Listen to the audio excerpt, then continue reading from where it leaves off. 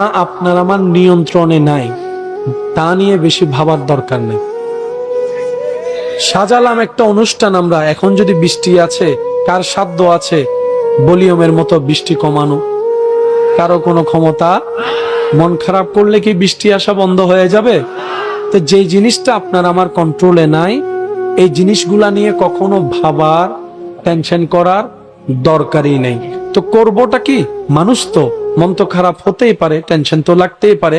তখন আপনার টেনশনকে আপনি শুনাই দিবেন, মনকে আপনি জানিয়ে দিবেন, সেটাই তো হবে যেটা আমার রব চাইবে। আর রবের চাওয়ার উপর খুশি থাকাই তো বান্দার কাজ। সুতরাং আমি আমার সমস্ত কিছুকে আমার রবের ইচ্ছার উপর ছেড়ে দিয়েছি, সুবহানাল্লাহ। আমি আমার রবের মর্জির উপর ছেড়ে দিয়েছি, কারণ আমার যা আছে আমি ভাবছি আমার, আরে সবগুলাই তো আমার রবের। এমনকি আমার দেহে যা আছে সেটাও আমার রবের।